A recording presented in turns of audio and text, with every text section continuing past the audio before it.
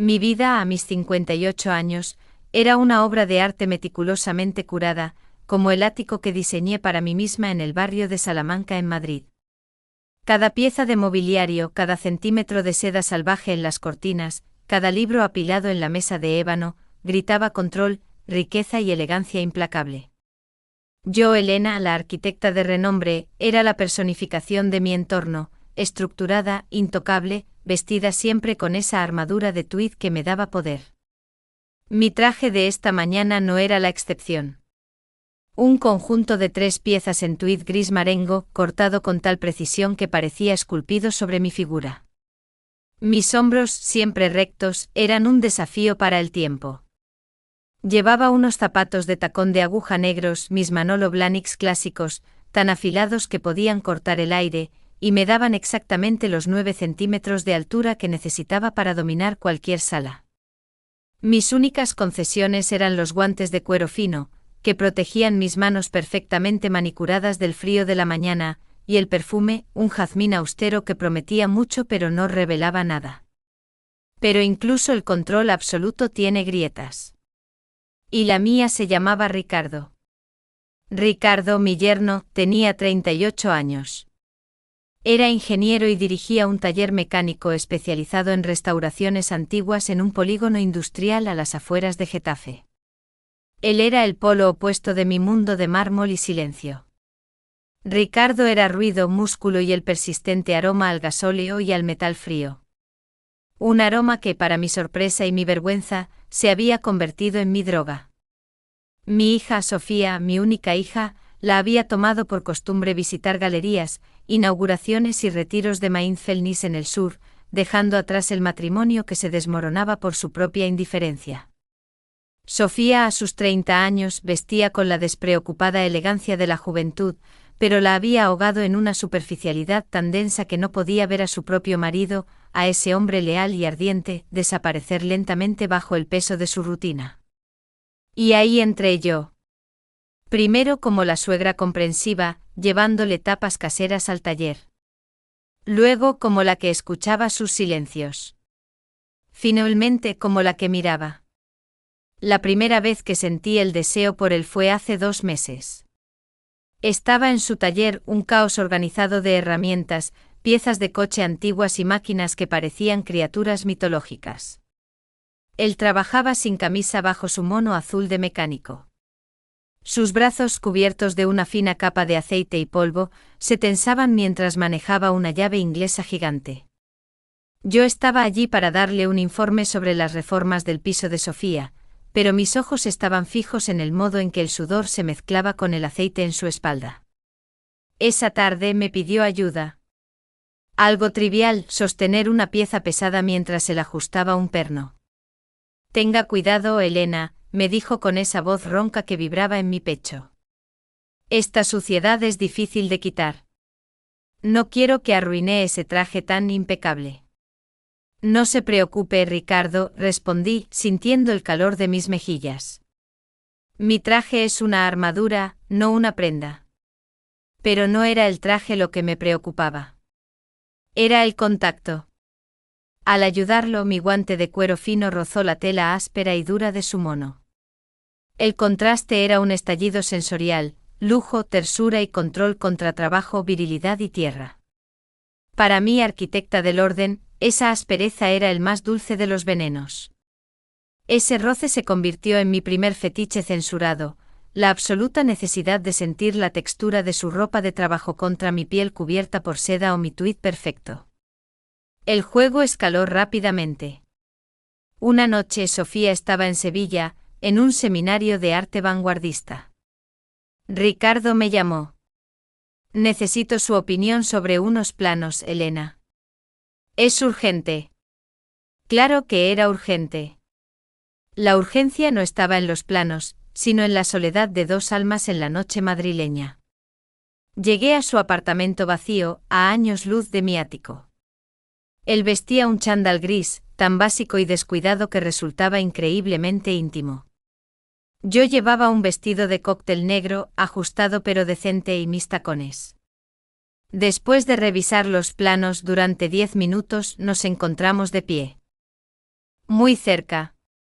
La tensión era un animal salvaje. Usted siempre tan perfecta, murmuró Ricardo, su mirada cayendo desde mi cuello rígido hasta los picos de mis zapatos. Y usted tan deshecho, repliqué, mi voz apenas un susurro. Él levantó la mano, dudando. No tocó mi piel. En lugar de eso, sus dedos, callosos y ásperos por las herramientas, se posaron delicadamente en el cuero pulido de mis Manolo Blahniks. Era un gesto de sumisión y adoración hacia la armadura que yo representaba. Lentamente trazó la línea de la costura, desde el talón hasta la punta. El acto era puramente erótico, una reverencia al objeto que me daba altura y poder. Nuestros ojos se encontraron. Yo respiraba agitadamente, el aire acondicionado de su casa era demasiado fuerte. Ricardo, dije apenas un suspiro. Entonces me besó. Un beso que sabía a gasóleo, a metal y a libertad prohibida. Pero las reglas de este juego prohibido no eran indulgentes. Cuando regresé a mi ático a las 3 de la mañana, sentía mi corazón latir con una fuerza que no conocía en décadas. Me desvestí con la velocidad de una fugitiva. Al tirar mi traje de tweed sobre la silla, lo vi. Justo en la manga derecha, cerca del codo. Una mancha oscura. No de café ni de vino tinto. Era aceite de motor. Un rastro marrón negruzco, un testimonio de mi pecado. Mi impecable e invencible armadura de tweed había sido contaminada. Y esa mañana al bajar a la cocina, allí estaba Sofía. Había regresado antes de lo esperado. Me sirvió un café con una sonrisa fría. Mamá, dijo señalando mi codo con la punta de su cuchara plateada. Parece que has estado jugando con mi marido. ¿Qué es eso? Huele a aceite quemado. El pánico me atenazó la garganta, pero mis 58 años de maestría en el engaño me salvaron. Me mantuve firme, aunque mis tacones se sentían como anclas de plomo. La sonrisa de Sofía no era de bienvenida, sino de superioridad helada. Su pregunta, ¿huele a aceite quemado?, no era una duda, era una declaración de sospecha envuelta en papel de seda. Mi mente, entrenada para diseñar rascacielos y dominar salas de juntas, se puso inmediatamente en modo de crisis. ¿Aceite quemado, cariño? Respondí con una calma que me costó casi 60 años forjar. Llevé mi mano enguantada al codo manchado y lo examiné con un gesto de disgusto profesional. Ah, sí. Fui a ver el almacén del contratista en Getafe anoche, el que te mencioné para el proyecto de reforma. Estaba fatal, lleno de grasa y piezas viejas. Ricardo no pudo venir, por supuesto, así que tuve que ir yo. Ya sabes, la única que soluciona los problemas. La mentira era perfecta porque jugaba con dos hechos irrefutables, mi capacidad de resolver problemas y el desinterés de Sofía por cualquier cosa que oliera a trabajo duro o a extrarradio. Sofía arrugó la nariz, su gesto habitual ante la mención de cualquier cosa fuera de su burbuja artística. ¡Qué asco, mamá! Por el amor de Dios, deja que Ricardo se ocupe de sus cosas. No tienes por qué ensuciarte. Es ridículo. Es mi trabajo, Sofía. Y si tu marido no lo hace, alguien tiene que hacerlo, repliqué asestando el golpe final. Mi hija dio media vuelta, satisfecha con mi explicación pero molesta por la crítica implícita. Bien. Pero no traigas ese olor a taller a casa. Arruina el ambiente. Se fue. Me quedé sola en mi cocina de mármol de Carrara. La mancha de aceite, el testigo mudo de nuestra traición, ahora era solo una anécdota de un proyecto urgente. Pero la fragilidad de mi armadura se había expuesto. Sabía que Sofía había comprado la historia, pero su instinto herido permanecía. Las semanas siguientes convirtieron nuestra relación en un juego de ajedrez silencioso y citas clandestinas. Ya no podíamos arriesgarnos en el apartamento de Sofía. Teníamos que llevar nuestro drama de texturas y contrastes a un nuevo escenario. Ricardo me propuso un sitio que solo él conocía, una nave industrial abandonada en un polígono aún más remoto, cerca de Toledo. Era un sitio que había usado para almacenar piezas antes de quebrar su primer negocio, un lugar lleno de memorias industriales y soledad. Para mí, Elena, la idea de rebajarme a ese nivel de clandestinidad era escandalosa y, por lo tanto, irresistible. Me vestí para el papel. Abandoné el tweed y los tacones de aguja por algo que, si bien era igual de costoso, simulaba la practicidad. Elegí un conjunto de terciopelo negro de pantalón ancho y chaqueta blazer, lujoso pero con una caída que me permitía moverme con libertad. En lugar de los Manolo Blahniks, opté por unas botas Chelsea de cuero italiano, planas y de suela gruesa. Eran oscuras, sobrias y potentes, hechas para pisar sin hacer ruido. El único toque de mi mundo era un fino pañuelo de seda anudado al cuello, que protegía mi piel del frío y contrastaba con la dureza de mi blazer. Llegué al punto de encuentro al caer la tarde. La nave era oscura, inmensa y olía a humedad, óxido y olvido. Ricardo me esperaba. Llevaba puesto su mono de trabajo habitual, ese tejido vasto y azul marino que también conocía. Pero esta vez no estaba sucio de trabajo reciente, sino limpio y con un ligero olor a detergente de lavandería industrial, lo que lo hacía aún más íntimo. Lo había lavado para mí. Elena, me susurró y el sonido de mi nombre resonó en el eco de la nave. No hubo abrazos rápidos. Nos quedamos mirándonos, dejando que la tensión acumulada llenara el espacio. La luz que se colaba por los ventanales altos y sucios le daba un aire sacro a la escena. Él se fijó en mis botas. Eran mi nuevo símbolo de poder y adaptación. Me gustan sus zapatos, Elena, dijo su voz ronca. Saben dónde pisar. Mi corazón latía con la misma fuerza que el viejo motor diésel en la esquina. Nos dirigimos a un pequeño cuartucho, el antiguo despacho. Solo había una mesa de metal y un par de taburetes de madera tosca y desgastada. Me senté en uno. Ricardo se puso de pie muy cerca. Su mono de trabajo azul contrastaba con el negro profundo y el suave terciopelo de mi pantalón. Era la dialéctica de las texturas que tanto me excitaba, lo duro contra lo blando, lo industrial contra lo haute couture. Hoy no tenemos que hablar de planos, Elena, me dijo, y el calor de su aliento me rozó la oreja. No, Ricardo. Hoy tenemos silencio, respondí. Él deslizó lentamente su mano sobre mi rodilla. No sobre mi piel, sino sobre el grueso terciopelo de mi pantalón. Su tacto era cauteloso pero firme. Yo sentía la aspereza de sus yemas a través de la tela, y me pareció la caricia más exquisita del mundo. Luego él se arrodilló como lo había hecho antes. Pero esta vez no tocó mis zapatos. Sus manos se posaron sobre mis botas Chelsea. En un gesto lento y medido, deslizó un dedo por el borde de la suela de goma, tocando la unión entre el cuero pulido y la goma rugosa.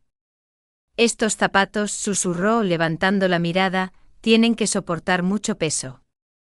Su peso. Para mí, era una confirmación de su sumisión a mi fuerza. Era el fetiche de la carga y de la estructura que yo representaba. Me incliné y esta vez, mi boca buscó el cuello de su mono de trabajo. Yo no besé su piel. En cambio, presioné mis labios contra el cuello de tela azul marino, aspirando el aroma a detergente limpio mezclado con el persistente toque a gasóleo que nunca desaparecía del todo. Era la esencia de su masculinidad trabajadora que yo deseaba poseer. De repente la puerta del almacén principal se abrió con un chirrido metálico espantoso. Ricardo y yo nos separamos de golpe. Unos pasos rápidos y nerviosos se acercaban. No eran los pasos pesados y seguros de un vigilante. Eran ligeros y femeninos.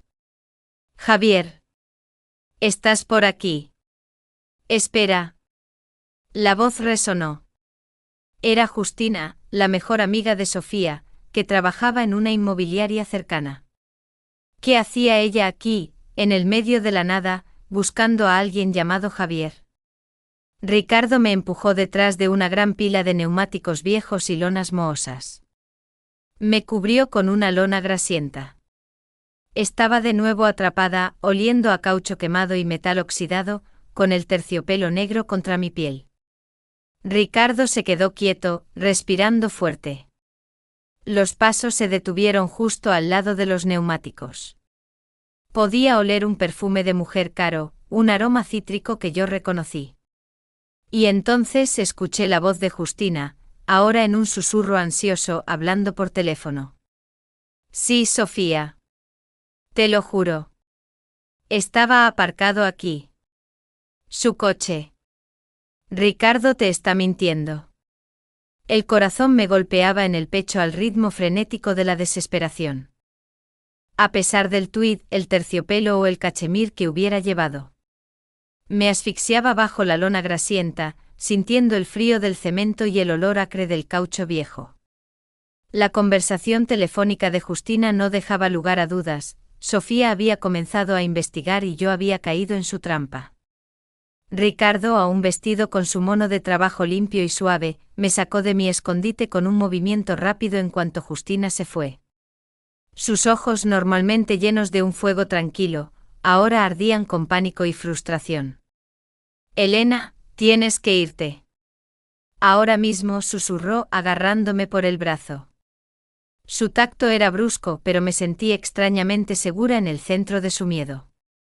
Lo sé, respondí, alisando las arrugas de mi pantalón de terciopelo. La compostura era mi último bastión. No debimos arriesgarnos aquí. Ella sospecha desde la mancha. Sofía se ha puesto en modo detective, dijo con amargura. Cree que es una chica de la oficina, una de esas historias trilladas. Tenemos que darle algo que creer. Mientras caminábamos rápidamente hacia la salida, me detuve. Mi elegante pañuelo de seda, que contrastaba tanto con la sordidez del lugar, se había deslizado de mi cuello en el escondite. Lo busqué a tientas bajo la luz moribunda del atardecer. Mi pañuelo, dije. Lo perdí. No importa el pañuelo, Elena. Vámonos. Pero yo sabía que sí importaba. Era el pequeño rastro de lujo y mentira que Sofía necesitaba encontrar. Pero Ricardo me arrastró hasta su furgoneta, una máquina ruidosa y destartalada. Me senté en el asiento del copiloto. El asiento estaba roto y cubierto con una funda de lana barata que picaba mi terciopelo. Para mí era otro fetichismo de contraste, mi cuerpo de arquitecta envuelto en telas finas, humillado en el interior de esa cáscara oxidada que olía a aceite y tabaco. ¿Qué le digo a Sofía? ¿Que estuve en horas extras? Ella sabe que eso es mentira. Dile la verdad a medias, Ricardo. Dile que fuiste a recoger una pieza que te dejó Javier, inventé rápidamente. Y dile que no viste a Justina. Yo voy a tomar un taxi en la estación de Getafe y volveré a Madrid. Si me pregunta, dile que he vuelto de un viaje de negocios a Milán. En medio de la furgoneta, antes de separarnos, el peligro se convirtió de nuevo en deseo. Ricardo no me besó en la boca. En su lugar, tomó mi mano y presionó sus labios contra el cuero grueso y mate de mi bota. No era un beso a mi pie, sino un acto de fe y adoración a la figura fuerte e inalcanzable que yo representaba. Vuelve a mí, Elena, me imploró en un susurro grave. Siempre, respondí, mi voz llena de una promesa que sellaba nuestro destino. Regresé a mi ático fingiendo estar exhausta por el viaje a Milán. Pero la calma duró poco. A la mañana siguiente Sofía me visitó en mi oficina en el Paseo de la Castellana. Yo estaba en mi traje de crepé color hueso, mis tacones aguja favoritos, lista para la guerra. Tenemos que hablar, mamá, dijo Sofía, sentándose sin permiso. Su rostro estaba pálido, pero sus ojos ardían con una convicción terrible. Claro, cariño. ¿Qué pasa? Pregunté firmando un documento con mi bolígrafo de oro. Anoche le pregunté a Ricardo dónde estaba. Me dijo que fue a buscar una pieza al almacén de Getafe. Que estaba con Javier. ¿Y bien? Y bien, que cuando volví a casa, algo no cuadraba, mamá. Fui a su furgoneta. Ella olía a ti. El bolígrafo se deslizó de mis dedos. Mi perfume. Mi caro y distintivo perfume de jazmín que solo yo usaba, el mismo que Ricardo había aspirado de mi cuello y mi ropa la noche anterior, se había impregnado en la sucia tapicería de la furgoneta. Olía a tu perfume, mamá. A tu jazmín caro. ¿Piensas que los mecánicos tienen el mismo gusto por las fragancias? Sofía sonrió, una mueca de dolor y triunfo. Mi mente trabajó a una velocidad vertiginosa. No podía negar el perfume, era una prueba olfativa irrefutable. Tuve que recurrir a la mentira más íntima, la que usaría nuestra historia familiar como escudo. Sí, Sofía. Huele a mi perfume. Lo siento. Hace unas semanas, le compré un ambientador de coche. Pensé que su furgoneta estaba demasiado sucia, mentí, inclinándome hacia ella con un aire de sufrida maternalidad. Le dije que si no podía tener un coche limpio, al menos que oliera a algo que le recordara a la tranquilidad. Algo que le recordara a casa. El golpe fue devastador para ella. Su teoría de la chica de la oficina era más fácil de digerir que la implicación de que su madre estaba tan involucrada en su matrimonio que le compraba ambientadores para paliar su fracaso. Sofía se puso de pie, su labio inferior temblaba. Ya no quiero que me ayudes, mamá. Ni con Ricardo, ni con el piso, ni con nada. No quiero verte a solas con él. Su voz era un hilo frágil. Vamos a salvar esto, él y yo solos. No vuelvas a pisar mi apartamento. Era el exilio. El castigo supremo. De acuerdo, cariño. Como quieras, dije, volviendo a mi pluma con una frialdad calculada. Pero recuerda, el problema no soy yo. Yo solo era el síntoma. Esa noche recibí un mensaje de Ricardo, tengo que verte. Ahora. Sé que es una locura. Iré a tu ático. Necesito la verdad de tus labios. Cuando Sofía duerma. Sabía que era el mayor riesgo que habíamos tomado. Pero la idea de tenerlo a escondidas en mi santuario, en mi perfecto ático en Salamanca, era una tentación demasiado poderosa para mi control. Me preparé para él. En lugar de mis trajes, me puse un largo camisón de seda negra, que se deslizaba sobre mi figura con una promesa de lujo y decadencia. Encima, un kimono de cashmere color crema, abierto para revelar el satén. Era el atuendo de una diosa esperando a su obrero. Cuando Ricardo entró en el silencio de mi ático, su mirada fue directamente a mi camisón. No había ropa de trabajo, ni botas, ni tweed, solo seda contra cachemir.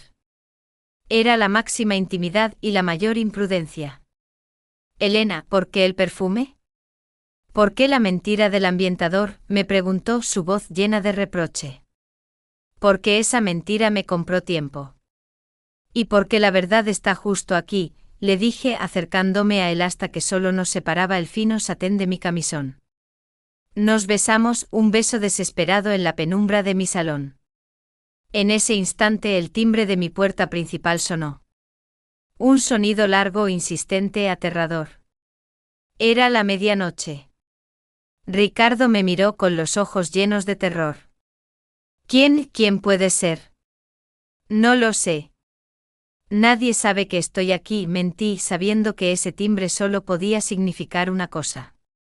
Lo empujé hacia mi pequeño vestidor, un santuario de mis trajes y mis tacones. Escóndete. Ahora.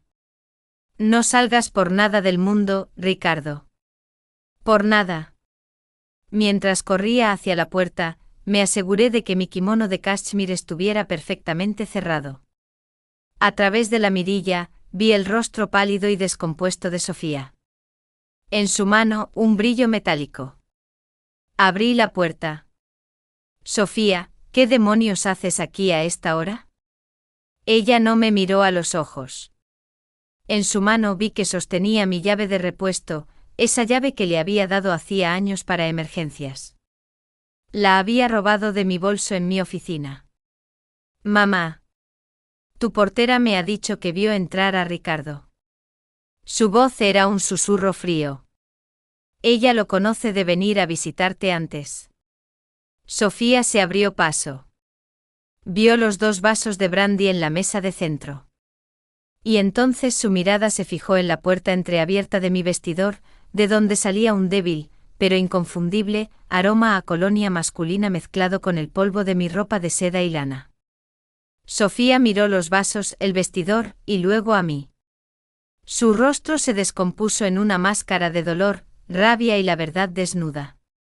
El pequeño espacio de la guardarropa, mi santuario de poder y orden, se convirtió en una trampa para Ricardo. Podía sentir su presencia contenida, su respiración agitada, mezclándose con el olor a naftalina y a mis perfumes austeros.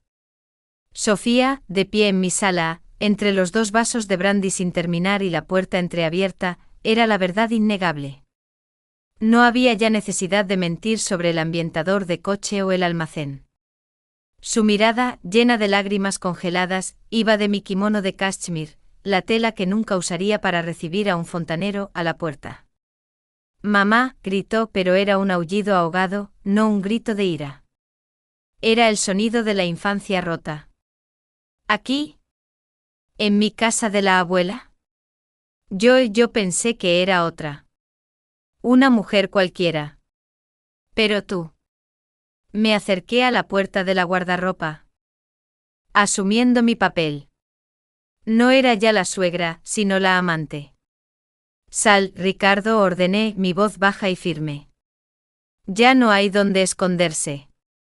Ricardo salió de entre la pared de mis trajes de tweed y mis botines de cuero, con el rostro marcado por la vergüenza y la derrota. Sofía lo miró y luego volvió a mirarme a mí, la diosa de la seda y el cashmere que había seducido a su esposo. No te atrevas a tocarla, gritó Sofía a Ricardo, antes de girarse hacia mí con una expresión de asco absoluto. El perfume. El olor a trabajo en tu estúpido traje. No es solo la traición, mamá. Es lo desagradable de todo. Lo sucio. Ella se refería a nuestros fetiches censurados, el contraste de la aspereza de sus manos con mi seda, el beso a la tela de sus botas. Eran los detalles más íntimos y más incomprensibles de nuestra relación para ella. Tanto te aburría ser mi madre que tuviste que seducir a mi marido, al hombre que yo descuidé. Sofía preguntó y por primera vez hubo un destello de autoconciencia en su dolor. Sofía, respondí, mi corazón latiendo con una mezcla de pena y justificación. Yo no le quité nada. Tú ya lo habías abandonado, en silencio. Yo solo reconocí su soledad. Ella se acercó a mí con una furia temblorosa, pero se detuvo. En lugar de golpearme, hizo algo más cruel. Señaló mi kimono de cashmere. Ese lujo falso que siempre llevas. Es un disfraz. Eres solo una mujer vieja que quería sentirse deseada otra vez. Y elegiste a mi marido para lograrlo. ¿Y él? Él se rebajó a tocar tus zapatos de anciana. Ese insulto, tus zapatos de anciana, en contraste con sus propios loufes de terciopelo y sus zapatillas caras, resonó más fuerte que la traición. Ricardo intentó intervenir. Sofía, por favor. Esto no tiene nada que ver con ella. El error fue mío. Pero ella lo ignoró. Su lucha era conmigo. Ella sabía que la esencia de mi poder siempre había residido en mi impecable apariencia y mi control. Sofía se puso de espaldas, su cuerpo temblando incontrolablemente. Váyanse al infierno. Los 2. Nunca más los quiero ver. Y sin mirar atrás, salió corriendo de mi ático. Ricardo se quedó mirando la puerta abierta, su rostro una máscara de pérdida. La libertad que yo le había ofrecido tenía un precio demasiado alto. Elena, se ha acabado. Todo. La he perdido, susurró. Me acerqué a él, pero antes de que pudiera consolarlo, un ruido metálico, estruendoso y aterrador rompió la calma de la medianoche madrileña. Un chirrido ensordecedor de neumáticos seguido de un impacto seco y brutal que hizo vibrar los cristales de mi ático. El sonido venía directamente de la calle, debajo de mi edificio. Corrimos hacia el ventanal. La luz de una farola reveló la escena, un taxi destrozado que acababa de chocar contra un camión de reparto. Y en el suelo, cerca de los restos, una silueta pequeña y oscura rodeada de lo que parecía ser un charco oscuro que se extendía. «No. Sofía», gritó Ricardo, reconociendo la chaqueta de denim que llevaba. Corrió hacia la puerta. Mi amante, el hombre libre, ahora era solo un marido aterrorizado. Lo intercepté antes de que pudiera abrir la puerta. Me aferré a su brazo con una fuerza que no sabía que poseía. La arquitecta del control tomó la decisión. «No, Ricardo. No puedes ir». Le grité. «Es mi mujer, Elena. Está herida. Y si sales ahora, serás el culpable», dije, mi voz fría como el mármol de mi cocina. «Viniste a mi casa. ¿Tienes un coche aparcado fuera? ¿Te vio alguien entrar? Si sales a esa calle ahora, nuestra noche será la prueba de su locura y tú serás el objeto de su último crimen de pasión. Serás el principal sospechoso». Las sirenas comenzaron a aullar a lo lejos, acercándose rápidamente. Ricardo me miró. En sus ojos, la verdad luchaba contra la supervivencia. Vio la crueldad de mi lógica. Yo lo había salvado de su matrimonio, pero ahora le estaba pidiendo que salvara nuestra mentira a costa de su propia decencia. No me soltó. Se quedó a mi lado, viendo cómo las luces intermitentes de la ambulancia iluminaban la escena de la calle. Su cuerpo temblaba, pero no por el frío del cashmere que rozaba su piel. Temblaba por el peso de la elección que yo le había impuesto. «¿Qué vamos a hacer, Elena?», me preguntó su voz rota como el cristal del taxi. Lo abracé envolviéndolo en mi larga túnica de cashmere, mi cuerpo protegiendo su secreto. En ese momento, yo no era su amante ni su suegra, yo era su coartada, su cómplice y su único escape. Los minutos que siguieron fueron una eternidad tejida con el ulular de las sirenas. Yo seguía sujetando a Ricardo, mi kimono de cashmere empapado en su sudor frío. En mi ático de mármol y cristal, la escena de la calle se desarrollaba como una película brutal, iluminada por los flashes azules y rojos. «Tienes que calmarte, Ricardo», susurré, mi voz apenas audible. «Si pierdes el control, nos perdemos a los dos». «Es Sofía. Mi mujer. Tengo que saber si está». «Lo sé. Pero tienes que elegir. Si vamos, ella nos ha ganado. La verdad saldrá a la luz, su madre y su marido, a medianoche en el ático de la Castellana, segundos antes de que ella tuviera un accidente. ¿Crees que la policía creerá que fue casualidad?». Él se giró y me abrazó con una fuerza desesperada. Sus manos, las mismas que trazaban el cuero de mis botas con devoción, se aferraron a la suave seda negra de mi camisón bajo el cashmere. Yo sentí el olor a gasóleo que nunca se iba de él, mezclado con mi jazmín. Era nuestro último, trágico encuentro de texturas. «Me has salvado, Elena», me dijo su voz ahogada. «Me has salvado de la mentira de mi matrimonio. Pero ahora me estás obligando a vivir con esta mentira. Estás eligiendo la vida, Ricardo». «Y nuestra libertad», respondí, mi corazón de arquitecta fría justificando la decisión. Tuvimos que esperar. 1 hora. 2. Vi cómo los bomberos y la policía acordonaban la zona. Vi cómo un paramédico agitaba lentamente la cabeza. Finalmente vi cómo el cuerpo de Sofía era cubierto y retirado. Ella no había sobrevivido. Cuando la calle quedó en silencio, el vacío en mi ático se hizo inmenso. Ricardo se desplomó en el sofá. Yo me acerqué y me senté a su lado, sintiendo el frío del cuero italiano a través de mi cashmere. «Ahora», dije encendiendo una luz discreta, «tenemos que hablar sobre la coartada perfecta». Mi teléfono sonó a las 6 de la mañana. Era la policía. Ricardo había dormido en el piso de un amigo en Getafe después de una discusión con Sofía la noche anterior. Yo, Elena, la madre sufriente, había estado en Milán en un viaje de negocios, y me había enterado de la tragedia por las noticias de la mañana. Mi traje de crepé color hueso se convirtió de nuevo en mi armadura. Mis tacones de aguja me devolvieron los 9 centímetros de control necesarios para enfrentarme al duelo. El funeral de Sofía fue la mayor interpretación de mi vida. Me vestí de negro riguroso, un traje de terciopelo con cuello alto y mangas largas, que cubría cada centímetro de mi piel, negando cualquier rastro de la seda seductora de la noche anterior. Mis zapatos eran unos elegantes pumps de cuero mate, altos pero discretos. Ricardo estaba destrozado, interpretando su papel a la perfección. En un momento en el cementerio, me agarró de la mano. Yo sentí la aspereza de sus nudillos a través de mi fino guante negro. Era un último roce prohibido en presencia del ataúd de mi hija. «¿Podrás mirarme a los ojos, Elena?», me susurró. «¿Alguna vez?» «Lo haré, Ricardo. Porque somos los únicos que compartimos esta verdad».